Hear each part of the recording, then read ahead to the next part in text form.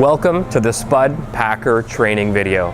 My name is Jordan and I'm here at the Vancouver warehouse, and today we are going to pack an order here at SPUD. In order to start packing our first bin, what we're going to have to look at is our pick slip. The pick slip is the guideline of all the information we need to know while packing an order. In every order, the most important things to look for are the location code, where to find the product on the shelf, the quantity, the number that we'll be picking of that item, and third is the description. We need to ensure that the description matches the product code before packing it in the bin. The last and final thing to check in certain sections is also the expiry date. We don't ever want to send out product that is going bad within 7 days or is past expiry. So we'll remove those before we pack them in any bins. So to help us pack our first bin, we've asked Samira, our trainer here in Vancouver, to assist in putting this bin together. We begin packing the bin by first checking the pick slip to find out what products need to be picked.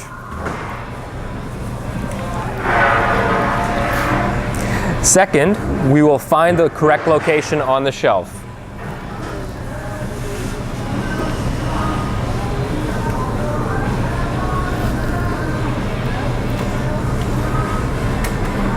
It's important to note the product code and select the correct product. You gotta check the product description well to make sure that you're selecting the correct product. Next, we have to utilize an FMJ to help keep the product cold. In the frozen section, we'll be keeping the product cold with an FMJ and dry ice.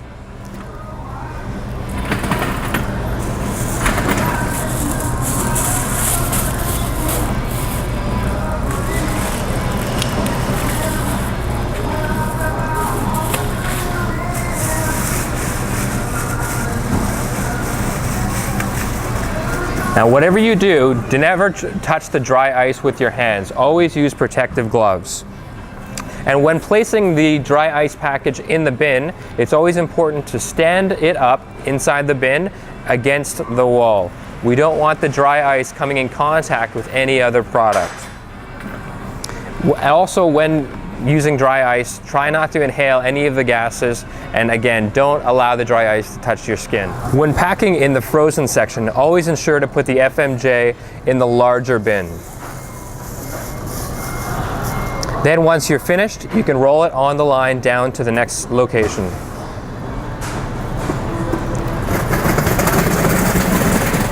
Here we are in the main cooler.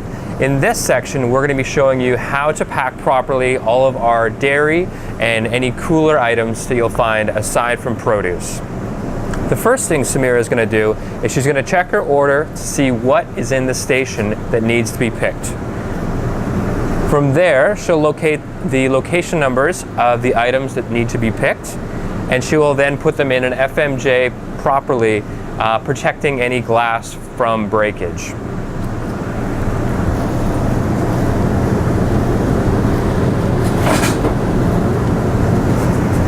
When pulling more than 5 glass bottles, we always utilize a case to ensure safe travel.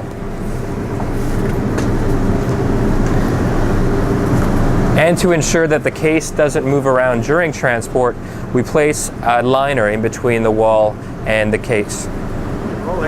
When packing more than 5 glass bottles, we utilize a case, and inside the bin we'll place a liner to keep it from moving while being transported. To keep the product cold while in the case, we'll use a cryo mat placed over top of the case. That will keep the product cold up to 8 hours until it arrives at its location. Okay, when packing less than 5 glass bottles in a bin, we utilize an FMJ. This is a large FMJ, and what we'll be doing is packing the glass bottles with protection. These will protect the bottles in transport from clanging against each other and any breakage. Now Samira is going to pack a bottle and then put it away in the bin.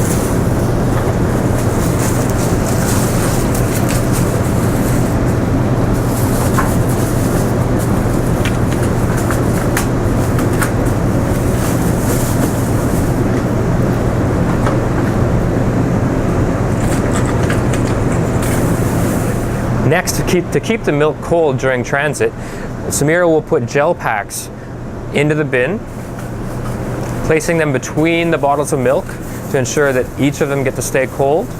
Depending on the time of year, we'll utilize more gel packs, but being that we're in the colder months, we'll be using just 2 in this bin. Next, we'll close up the FMJ, and then in order to keep this product safe in transport, we're going to utilize cardboard to ensure that everything stays in place. It also creates an extra packing space if there's anything smaller we can fit in that corner section. So similar to the freezer section, in the cooler section, it's important to check the location code, the product name, as well. It's very important to check expiry dates before putting any product into the bin. We need to ensure that we give at least 1 week of shelf life to any product that goes out on a delivery. Once that's checked, we can pack it in the bin and prepare it for transport.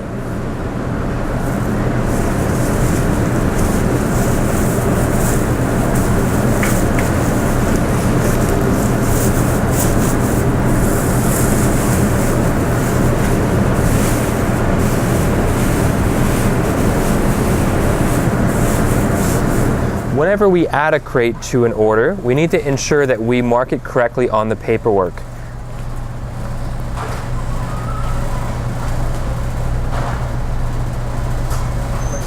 We are now in the dry goods section. This is by far the biggest and most complicated section of the pack line. What we'll be doing next is reviewing the order to see which items need to be picked from this area. Note, in some locations, this area is so large that we will have indications on the floor of location numbers. This helps guide us to the correct location to find the location number we're looking for. So, when packing any glass items or any breakables in the dry goods section, it's important to start with a liner by placing a liner at the bottom of the bin. That ensures during transit you won't have the glass knocking against the ground. Now, Samira will pick items from the order and place them in the bins.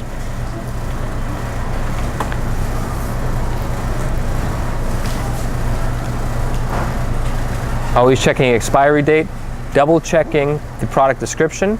As you can see, many products can be next to other products that are very similar, so it's important to always have the correct product as matching the pick slip.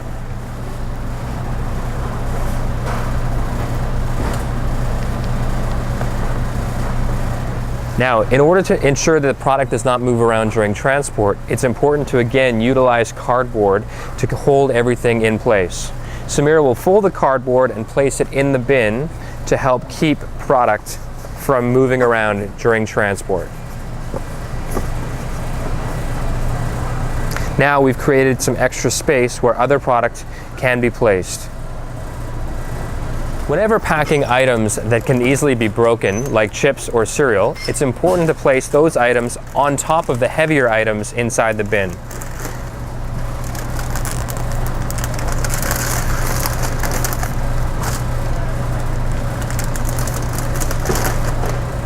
When packing any flour items in the dry goods section, it's important to always ensure that you place it in a plastic bag to ensure that in case of any breakage, it does not leak out and get all over other products.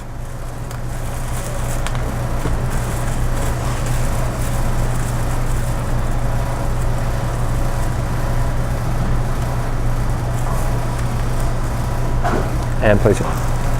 Perfect. Additionally, any soap items or sprays also need to be placed in a bag, sealed, and placed in a bin.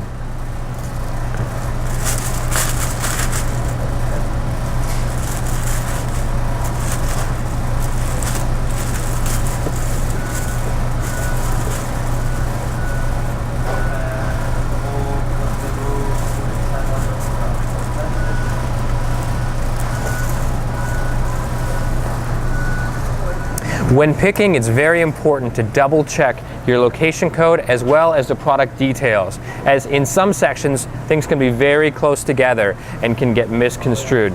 So always double check the description before packing it in the bin.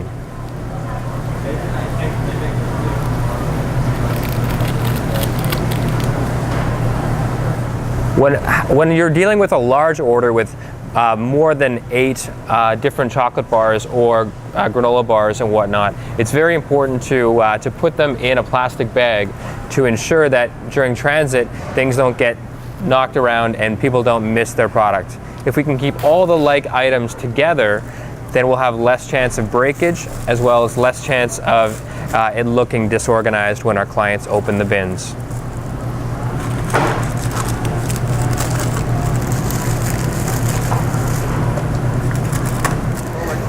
When packing bins, it's very important to ensure that we keep the like bins together. On each bin, you'll notice a tag that says which pack it's on, which of the amount of bins it is, 1 of 2 and 2 of 2, and which delivery it is on that route. So this is delivery 21. So it's important whenever packing a bin to ensure that when you're packing your bin, you're not moving these bins ahead of bins that would leave earlier, like on pack 7 or pack 6.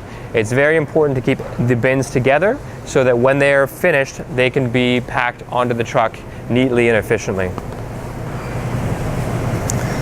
When picking produce, it's important to begin by placing a liner at the bottom of the bin to ensure that the product doesn't get ruined during transport. Also important to double check, as there are many similar items that are slightly different. So always double check your pick slip as well as the product itself. When loading produce, it's important to load the heavier items first and keep them on the bottom of the bin.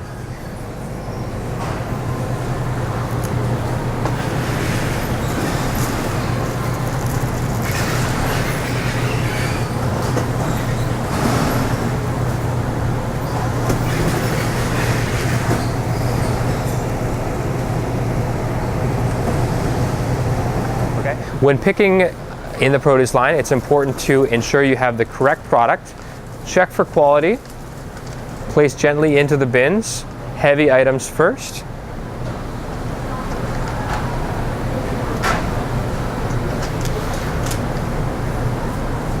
Also, when completing, ensure that you place the correct number based on the count into the box so that double check that you have the correct amount, and then place your employee number next to that. So if there's ever any errors or any questions, we can find out where the mistakes happen on the line. Next, we'll find ourselves in the produce cooler. This is one of the most difficult places to work because with so many bins coming down the line, you often will feel pressure to pick items quickly before fully checking them for any damage. As Samira picks her order, she's going to be looking for any damaged fruit, any potential mold, or anything that may not be presentable. Whenever you pick, you want to ensure that you're picking the same way you would pick for yourself or for your family if you were at a grocery store. Go ahead and you want to check over items thoroughly to ensure there isn't any damaged product. And there we have it, a moldy strawberry. We need to ensure that that never reaches our clients because they rely on us so that they don't have to go to the store. If our client now has to go to the store to buy strawberries, it's defeating the whole purpose of using our service in the first place. What we'll do with this product is ensure it gets reused if possible or thrown in the compost. We'll utilize a compost bin underneath our picking line.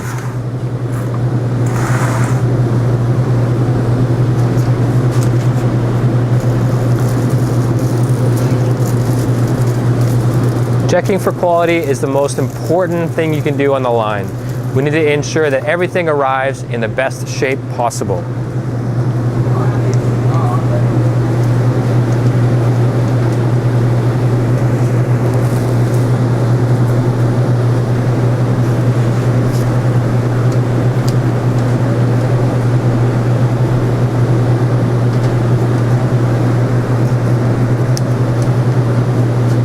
Uh-oh. we go. We found another piece of produce that we would not put into our client's bin. You see it's soft and you can tell the damage.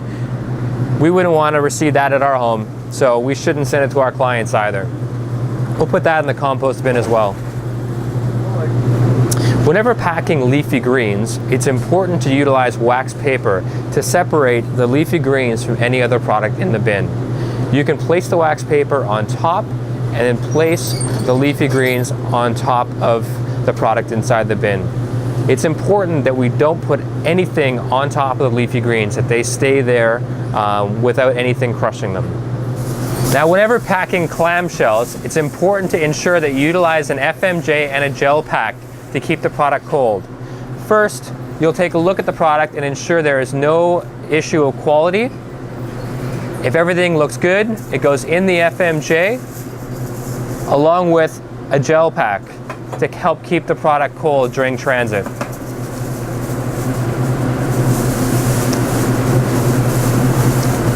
When on the produce line, it's also really important to ensure that you're double checking the quantity of any item. Otherwise, we can get large orders that aren't receiving the correct amount of produce. All right, in our final station, we're going to be looking for items on this order that include bread, health and beauty, eggs, and any of the final items that we'll place on top of our bins in this section. Samira is now going to pack for us the eggs on this order. It's important when packing eggs to first check for quality, ensure there are no broken eggs.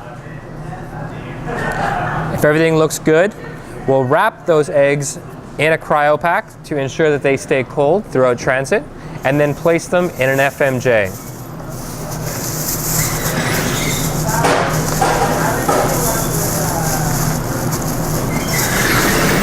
We handle the eggs with great care and ensure that they're packed on top to ensure that nothing gets packed or on top to break them.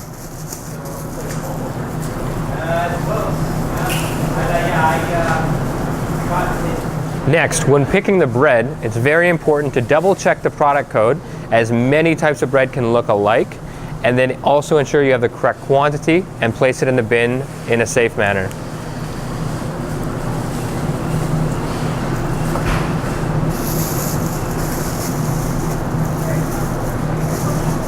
The final steps on the pack line is to take the pick slip from the bin, place it away, grab any flyers or inserts that will go in the bin, and then collect lids. We want to ensure that we double check for cleanliness each side of the lid before placing it on the bin.